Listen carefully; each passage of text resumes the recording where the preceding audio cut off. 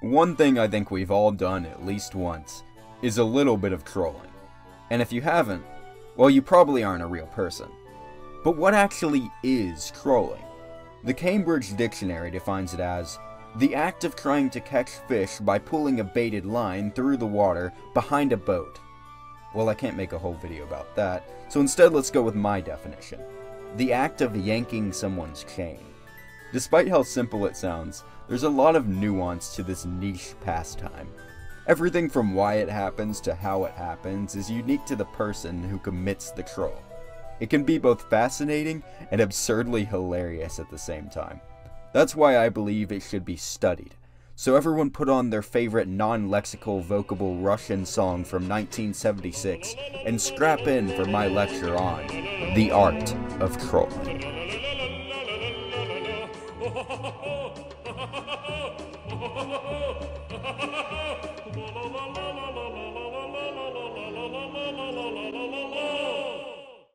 As with any art, trolling has greatly evolved over time.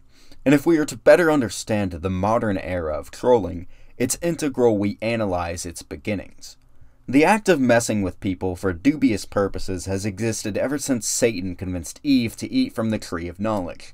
However, there's obviously a big difference between that and posting off-topic memes on Reddit. So the first part of this lecture will be dedicated to the history of trolling. Going back in time to find humanity's first trolls is a little difficult because, obviously, the term is so new. You can't just search historical acts of trolling and expect to get good results.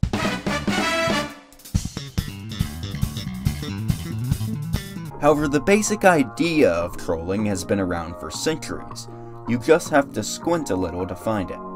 It's with that mindset that we can come to the conclusion that history's first documented trolls were the philosophers of ancient Greece. Trolling, boiled down to its base level, is just finding ways to annoy people. And philosophers did this in spades. If you were a sophist in 5th century BC Greece, then your worst nightmare was a philosopher, and the most notorious of them all was Socrates. Like any good troll, Socrates loved to argue. Except rather than arguing with midwits online, he argued with midwits in positions of power. Over the course of his life, his antics became so notorious that literal plays were made to poke fun at the man, which likely only fed into his notoriety and rhetoric. Funnily enough, that's the exact same tactic that many trolls use today, just to a different means. Eventually, it wasn't just enough to make fun of the man. The sophists hated him so much that they had him sent to trial and killed. Even if it may not seem like it at first, bothering people enough that they sentence you to literal death is unmatched trolling.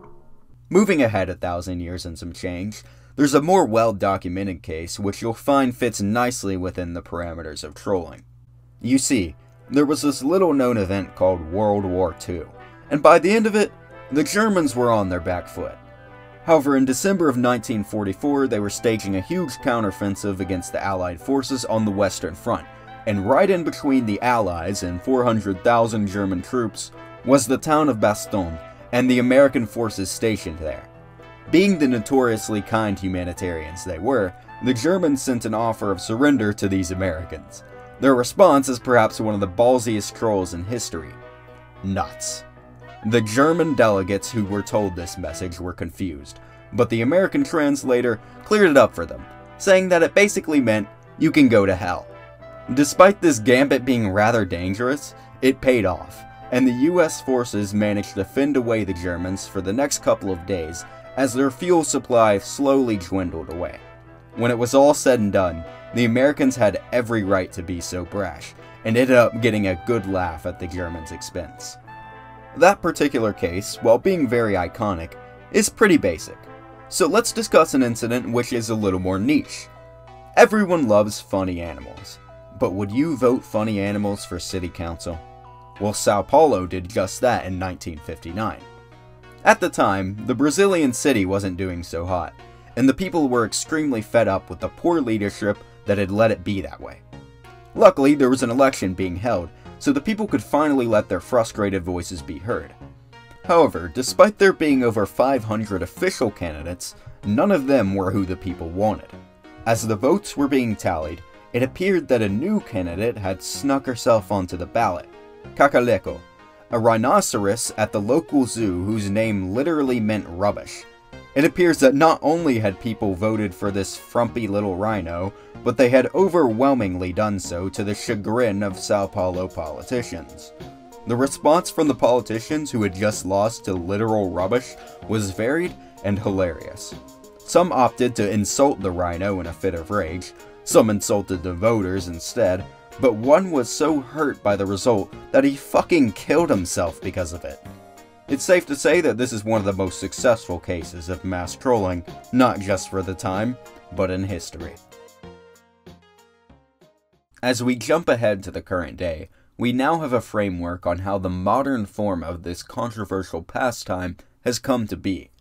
Trolling has had many different motivations, but the one consistent goal has always been to get a reaction out of people.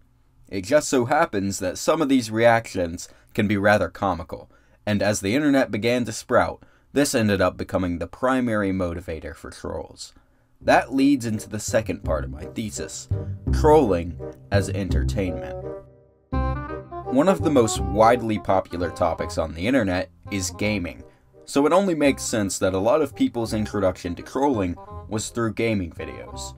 All of the different kinds of games that people troll on and how they do it is a broad discussion within itself. So for the sake of this video, the scope will be narrowed down to just one, Minecraft. Why Minecraft? 3 reasons. It's popular, it's liable for shenanigans, and it's played by a lot of kids. Most games really only meet 2 of these criteria. Take for example Call of Duty. Sure, it's really popular and has a bunch of kids playing it, but besides shit talking and voice chat, there's not a whole lot you can do to get a good reaction out of people. Minecraft being a sandbox game makes it so that trolls can get very creative with the ways they piss people off. There's of course the most obvious solution of just blowing shit up. But if someone has TNT explosions off, then trolls would have to think outside the box. Knowing this, what they would do is build a staircase all the way to the top of someone's world and put a lava bucket at the very top so the one source would spread into a giant wall that burns everything down. However, people could also turn fire spreads off, so trolls would pull out one more trick and cover the lava with water. The results speak for themselves. This was a pretty good tactic, but on the console editions of the game, there was an autosave every second, so anyone who got griefed could just leave without saving. Trolls learned to curb this by setting up whatever grief they were doing, and then immediately convincing the owner of the world to save because they just completed a build or whatever. It's interesting watching this trolling arms race unfold in real time, and it leads to some very funny results. But sometimes, trolls didn't even have to destroy stuff to get people to freak out. Xbox Addictions had a bunch of trolling videos where he would convince little kids that Herobrine was in their world. When you think about it, these videos are kinda fucked. It's like watching candy getting taken from a baby. It's not super creative, it's not particularly hard to do, and it's a tad bit sadistic, but I'll be damned if it's not a kind of entertainment you can't get anywhere else. While it may be morally dubious to get your kicks from messing with kids, it's always morally right to get your kicks from messing with Redditors. One such man does just that, and his name is Melvin Metal. Given the tendency Reddit mods have to be anti-fun, a lot of his posts there have been deleted. But luckily for us, he has the best ones archived on his Instagram account, Magikarp Yerkum Center. If you scroll through this account, you might be confused and ask yourself, is this some sort of inside joke I'm not getting? The answer is complicated. His posts aren't really jokes, but rather a series of ironic references meant to make Redditors angry. So basically don't think too hard about it or you'll end up sounding like Mr. Depressive Beloved over here. These posts work so well at trolling Redditors in particular because they always think that they're so clever and above everyone else that when you hand them something that has no substance for the purpose of having no substance, it breaks their mind and they end up looking like a complete idiot. It's just funny watching them flounder as they try to come up with some response that will make them look like the wittiest person in the thread. Meanwhile, the original post is just a picture of a cheese stick. Either that, or they'll just get mad because their beloved board is getting flooded with off-topic garbage. Some of the responses that he'll goad out of people are just downright confusing. Like this guy who uses Discord mod as an insult, and then happily proclaims that he is one. Not much more to say on this topic. The one takeaway here is that oftentimes, the best trolls are those which don't have any deeper meaning than one's own entertainment. Nothing exemplifies this philosophy better than the fine folks over at 4chan. Trolling is a part of the culture over there, and it's just about one of the only worthwhile activities you can do on that site. While there are so many great acts of trolling that 4chan has partaken in over the years, for the purposes of this segment, we're going to lower the scope and examine one of the smaller trolls which takes place daily on the chan. This particular story originates from the cartoon board, where one anon makes what he thinks is an innocuous thread claiming that this YouTube video stopped him from checking out Invincible. However, observant viewers peeking at the post soon realized one damning detail. The video had almost no views when it was shared. Not to mention that this is obviously the kind of thing that lay-based internet commentary man would think that 4chan would agree with. With this information in mind, every anon replying to the thread decided that instead of humoring any sort of discussion on the actual topic, they'd have a little fun with OP by insulting his greasy, acne-ridden face. Of course, someone with the ego to shamelessly post their shitty video to 4chan under the guise of a casual viewer couldn't just leave his honor undefended. This led to an even more painfully obvious ruse of him meekly trying to stand up for himself by once again pretending to be an unbiased third party. When the dust had settled, almost no discussion about the video or the show was actually had, because it was far more fun to fuck with OP and his oily, unwashed face. While dumb fun is the core reason behind 99% of trolling, that doesn't mean there can't be a motive beyond that. More memorable than simply fooling a few kids or some redditors are the trolls which manage to warp people's worldviews. When this happens, the act evolves beyond a little bit of playground tomfoolery, and it leads into the next aspect of this topic: trolling as a psyop. Psyop, shorthand for psychological operation, is a very self-explanatory term. Typically, it's used in reference when a government or smaller group of people influence the thoughts and perception amongst a greater number of people. But in my opinion, it also applies when those roles are reversed. For example, let's discuss the time that a group of trolls on Instagram convinced a single man that he was being accused of racism by the wider Instagram meme community. FredFlintstone.jpg, better known as the We Like Fortnite kid. Fuck you, whore! We like Fortnite! We like Fortnite! We like Fortnite! And colloquially known as Alberto, was a 7granddad themed meme page on Instagram. Even though that sentence was completely absurd, that's not why he was the target for trolling. Since 2016, Alberto had built up a notorious reputation for himself within his community.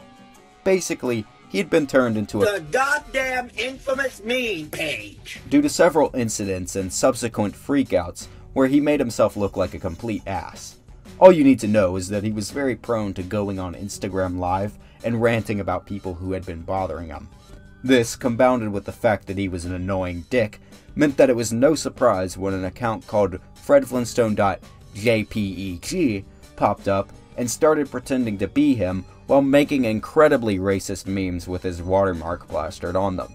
The person behind this very blatant imitation account would also DM their friends racist messages and then get those friends to post the screenshots as a faux expose. Even though not a single other person found these fakes to be convincing, Alberto responded as if they were.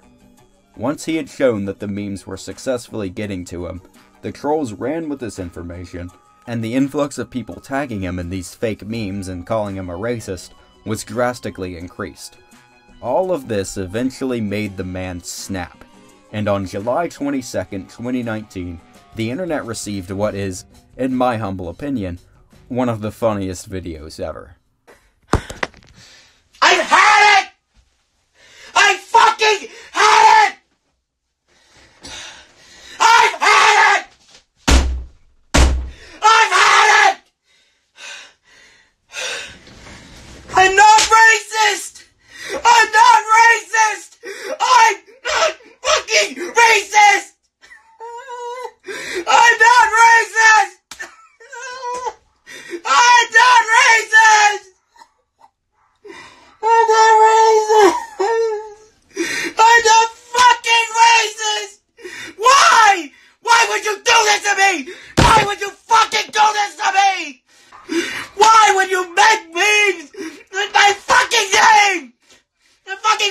like that!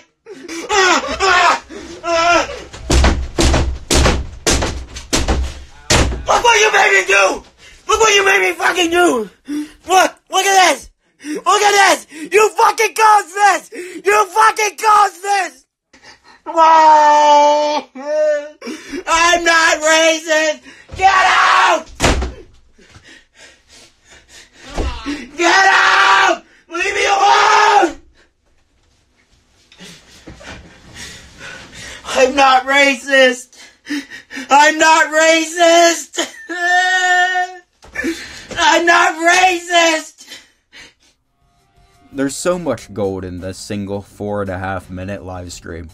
From trolls in the chat prodding him in the middle of this freakout, to his dad trying to get him to calm down, and of course the moment where he bashes a hole in the door with his head, which, by the way, was the second time he had done this. Needless to say, he had irreversibly damaged his reputation on Instagram, and within 48 hours, he quit the site, pretty much for good. The fact that a small guerrilla campaign, armed with only a few shoddily made memes, was able to do so much, really speaks to the power of a good troll. But convincing one man to believe something that isn't true is small beans. Tricking an entire company, however, is another story. April 1st, 2022. A new movie called Morbius had just been released. Despite the release date, no one was fooled by this film's marketing. It was shit. Everyone knew it. In fact, it was such an obviously bland pile of cinema slop that people began ironically poking fun at it by claiming they had seen the movie and it was the best film of all time. After a few weeks, the Morbius meme snowballed into a massive trend. Everyone had caught Morbius fever, but no one had even seen the film. This contradiction seemingly confused Sony. They could see that everyone was talking about Morb, but they couldn't see where their money was at the box office. With this knowledge, some Sony exec made the funniest cinematic blunder in recent history. They decided to re-release Morbius for one weekend, hoping to cash in on their Paper Tiger fanbase. The look on their face when once again no one saw it must have been priceless.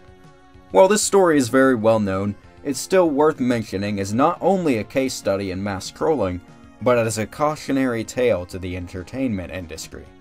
Despite all your marketing research and money, you will never truly understand common people unless you are one.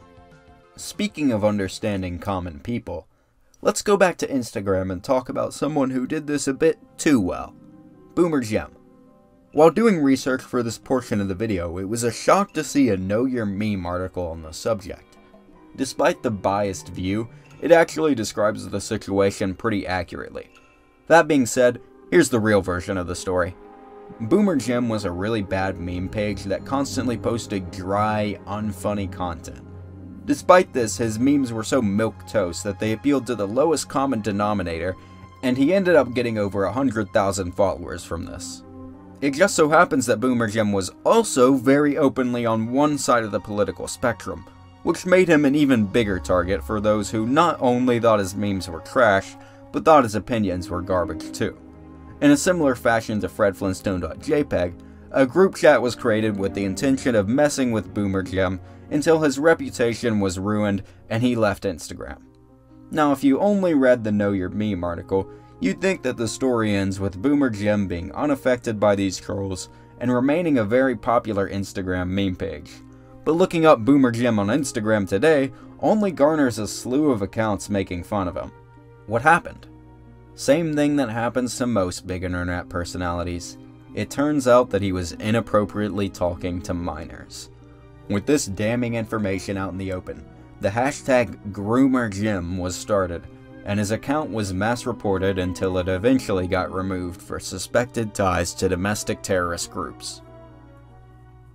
Okay, I'm gonna stop fucking around now. So what really happened? While the initial trolling attempt of faking racist memes and screenshots didn't faze Boomer Gem, for some reason the second attempt of claiming he was a child predator seemed to have actually got to him. After what was widely assumed to be fake screenshots of his 39GB cheese pizza folder got out, he suddenly and mysteriously vanished from the site. It's really weird too, because I could not for the life of me seem to find any solid lead on why he left. But the timing of this whole incident is very incriminating, and the trolls once again got what they wanted.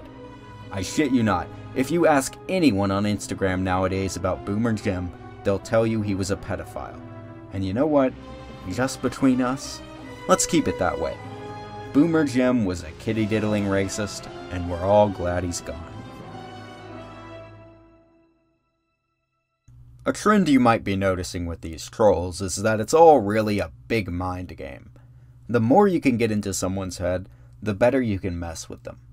Sometimes trolls can step so deep into the mind of their victim that it goes from a psychological operation to a full-on psychological analysis. For the purposes of this study, we'll label this phenomenon, trolling, as a deconstruction of character. Throughout all the trolling we've looked at so far, there's a very notorious case that I've neglected to mention, and even though it has been talked about to death, it would be remiss to make an entire video on trolling without mentioning Chris Chan. There is so much trolling within Chris's story that it's necessary we narrow it down to just one troll. And who better to get a look inside Chris's mind than Chris himself? Liquid Chris was a troll who started out with completely innocent intentions, but ended up antagonizing the real Chris through a series of very clever videos. The first ruse was Liquid claiming that an imposter was posting videos pretending to be him. This was a very creative setup, but Liquid still needed to attract the attention of Solid, so he put out a thicker chunk of bait on the line by claiming in another video that he would be selling his own Sonichu merch. This genius move was the catalyst for what's now widely regarded as one of the best sagas in Christory. For months, shots were fired between Solid Chris and Liquid Chris, in attempts to prove that the other was the troll. Within this saga were not only some downright hilarious moments, such as Liquid staging a kidnapping video and framing it on Solid, but also some borderline sad displays, such as when Solid posed as Liquid and went on a call with his girlfriend in an attempt to get with her. Stuff like that is why the Liquid saga is so revered. Liquid Chris managed to get to Chris Chan better than any of the thousands of trolls who have tried before and after. He did this by threatening the one thing that Chris cares about more than anything else: his identity. Everything Liquid did to troll Solid was, whether he knew it or not, a genius deconstruction of Chris's ego. By copying Chris Chan, Liquid ended up pretending to be the Ubermensch that Solid Chris believed himself to be, and in trying to prove that this facade of grandeur was true, Chris only ended up showing what little merits he actually had. At the end of the day, Chris wasn't really talented, smart, or popular, so when Liquid proved this via the SingStar challenge, it was both revealing and humiliating. As it turns out, trolling can be a really good check on someone's ego, and this is certainly the case with our next example. Grade A Under A was a commentary channel that got very popular in 2016. He covered the typical commentary topics such as reaction channels, prank channels, and of course, YouTube drama. Despite being very well liked at the time, not everyone found his character to be very agreeable. One such person was a man by the name of Reactor, and he was about to expose Grade A as the petty chump he really was, via a series of expertly crafted trolls. The first part of his plan was to start a reaction channel. At the time, these types of channels were universally hated, and as mentioned previously, Grade in particular had an issue with them. So to lure Grade in, Reactor would become a very easy target to go after by branding himself as one of these channels. The next part of the plan would be to mess with Grade directly by first making a fake sentence mix video where Grade A Under A says that Reactor was his favorite channel, and second, placing the video as an ad on Grade's videos. The bait was set, but he still needed Grade to bite. To do this, Reactor abused the upvote system on our old friend Reddit, and got a post talking about the ad to the top page of the site. It was at this point that Grade saw the video, and Reactor's trap was sprung. He went to Reactor's channel, and left some very angry comments under his videos. He even later mentioned Reactor's actions in a video of his own. This is exactly what Reactor was expecting. The video he made was crafted in such a way that almost anyone could tell it was a joke, but Reactor knew that Grade would take it personally, and make himself look like a jackass when he freaked out about it. This would have been enough to prove his point, but Reactor made everything even more clear in yet another video. This time he reacted to an edited together Grade video, where he points out all of his hypocrisies in a very tongue-in-cheek way. Specifically, it points out how Grade got mad at Reactor for fucking with him for attention, when Grade had basically been doing the same thing to other channels. While this troll didn't exactly end Grade's career, it was extremely effective at showing the pettiness and hypocrisy of a public figure who was very well respected at the time. Does that sound familiar? It should, because just like Reactor, Socrates was a man who used clever tactics to get the influential figures of his time to show their true colors. And just like Grade A Under A, the sophist played right into his hands, responding with the foolish show of ego. Turns out, time really is a flat circle. Or, you know, I'm making up a not-so-clever narrative to tie everything together in a satisfying way. I'm really interested to see how trolling evolves in the future. If you want some trolling to keep an eye on, I'd say VR chat trolling has taken off a lot lately. There's lots of people who take that game way too seriously, and the reactions you can get out of messing with them are very funny. Podcasts are a medium which has potential for trolls. Matan Evan, better known as the Rabbi Bill Clinton kid, has a podcast where he's doing the whole Eric Andre bit of bringing people on who think they're just getting free publicity, and then pulling the wool out from under them once they're lured in. I found this Baby Gronk interview to be particularly entertaining, and you all should check it out. Lastly, Dan Henschel is a former TikToker who got banned for making a series of relationship advice videos where he basically just described various ways in which to emotionally manipulate your partner. I call this a troll because it's presented in such a genuine way that it's fooled people into reporting him and getting his account taken down. With that, I encourage you all to do your own studies into trolling, because there's obviously an abundance of great examples that I didn't cover here. I look forward to seeing you all at my next lecture.